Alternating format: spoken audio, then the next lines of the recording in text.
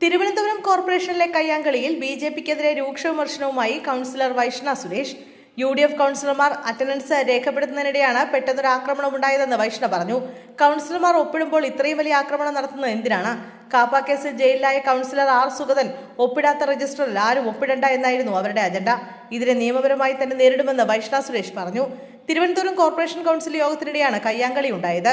BJP councillor R സുഗതന്റെ രാജി ആവശ്യപ്പെട്ട് പ്രതിഷേധിച്ച കോൺഗ്രസ് അംഗങ്ങളുമായി ബി.ജെ.പി അംഗങ്ങൾ ഏറ്റുമുട്ടി. മിനിറ്റ്സ് ബുക്കിൽ ഒപ്പിടാൻ കോൺഗ്രസ് അംഗങ്ങളെ ബി.ജെ.പി കൗൺസിലർമാർ അനുവദിച്ചില്ല എന്നാണ് പരാതി. കോൺഗ്രസ് ബി.ജെ.പി അംഗങ്ങൾ പരസ്പരം ഏറ്റുമുട്ടി. ബി.ജെ.പി കൗൺസിലർ ചെമ്പഴന്തി ഉദയൻ വനിതാ അംഗങ്ങളെ കയ്യേറ്റം ചെയ്തെന്ന് കോൺഗ്രസ് ആരോപിച്ചു. ബി.ജെ.പി കൗൺസിലറുടെ ഷർട്ട് വലിച്ചു കീറിയെന്നാണ് ബി.ജെ.പിയുടെ ആരോപണം.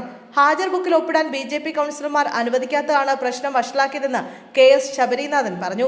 ബി.ജെ.പി കൗൺസിലർമാർ ആസൂത്രിതമായി ആക്രമിക്കുകയായിരുന്നുവെന്ന് ശബരിനാഥനും വനിതാ കൗൺസിലർമാരും ആരോപിച്ചു.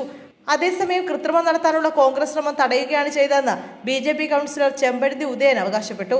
യു.ഡി.എഫ് കൗൺസിലർമാർ ബോധപൂർവം അക്രമം ഉണ്ടാക്കുകയായിരുന്നെന്ന് മേയർ വി രാജേഷ് ആരോപിച്ചു.